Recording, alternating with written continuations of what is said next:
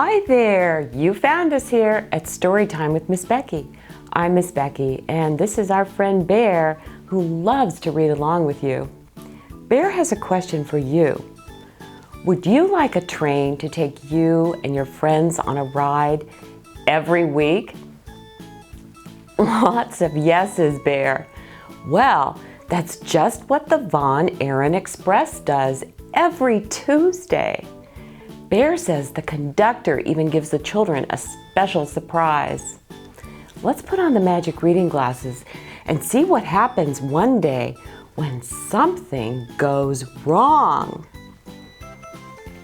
The VonAaron Express by Theresa Gonzales.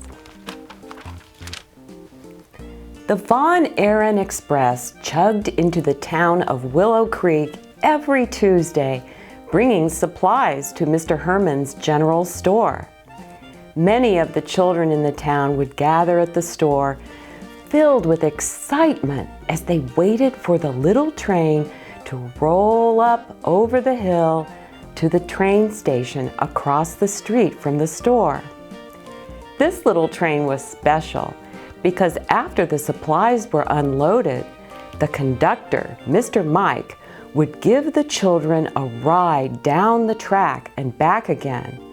And he would always have something special for the children. Today they were waiting, watching for the smokestack to appear up over the hill. When they finally saw the VonAaron Express, something seemed wrong. The train was chugging along very slowly, as though it was very, very sad. As the VonAaron Express rolled in, the children jumped with joy, and they carefully ran across the street. Ricky and Robbie, who are twins, were the first to jump up onto the train platform as it came to a stop. They both shouted at once, "Hi, Mr. Mike! What you got for us today? Some balloons? Did you bring some balloons?" "Yes, boys, but I am sorry to tell you that today will be the last day I will be bringing in the VonAaron Express.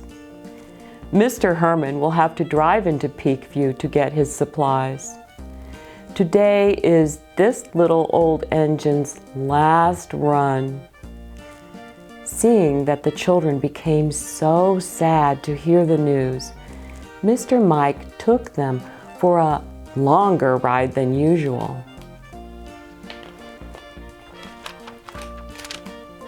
As the VonAaron Express rolled out of town, the children were very upset, knowing they would never hear the whistle or see the smokestack come up over the hill again.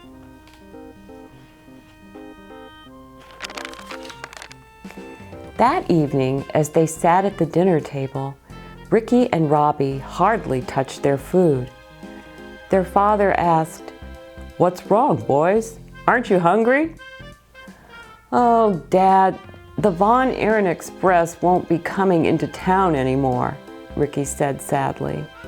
Then Robbie cried, "Mr. Mike told us today that the engine just couldn't hold out much longer."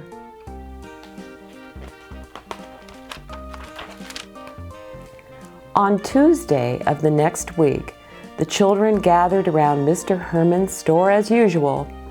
They were hoping that it just wasn't true, and any minute they would see that old smokestack come up over the hill. But it didn't.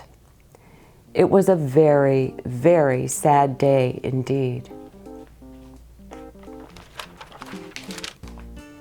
Ricky and Robbie's father was talking to some of the other fathers in the neighborhood. They were all having problems with their children moping around, not eating, and sitting around not having anything to do.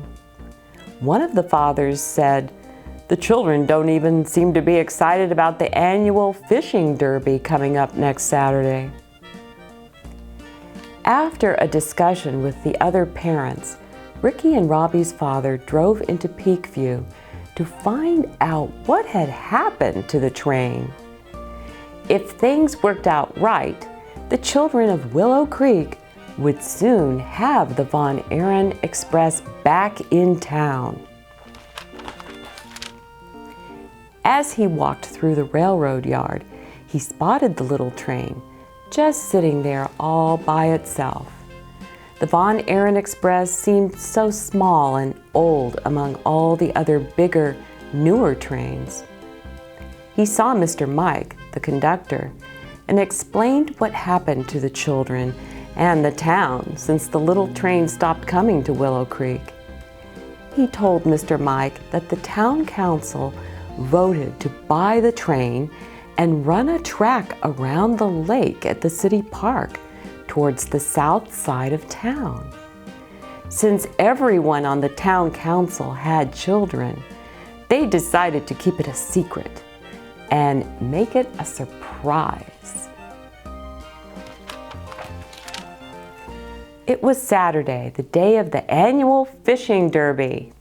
The children seemed to be excited as families started to gather at the city park. The street was decorated with bright banners and balloons. The school band was ready to play, and tables were covered with red and white tablecloths, with enough food to feed the whole town. Ricky and Robbie woke up early that morning. They were excited and hoping they would catch the biggest fish and win the first place prize.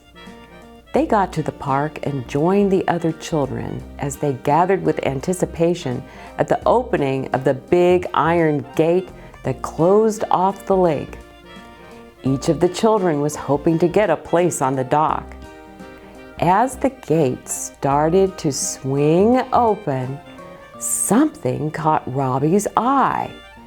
It was something new, something different, and it was shining in the sun, silver, red, and black. "It's the train, the VonAaron Express!" Robbie shouted.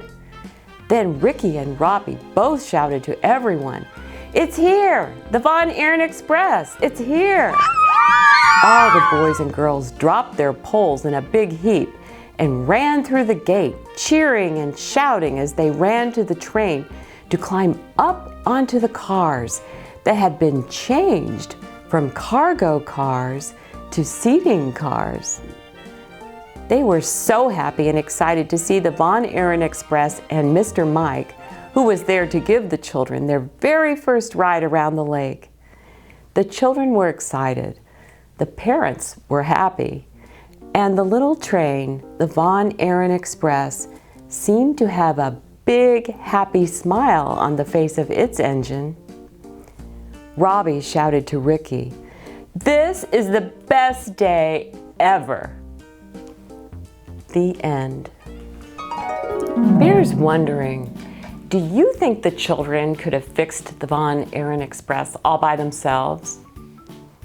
Most say no, Bear. Well, when the twins were sad, who tried to help? Many say their dad did. Well, Bear thinks he and all the parents worked together so every child would feel happy again. Do you agree? Bear also hopes you come back soon for more adventures in seeing parents' love in action. Bye for now. Please subscribe.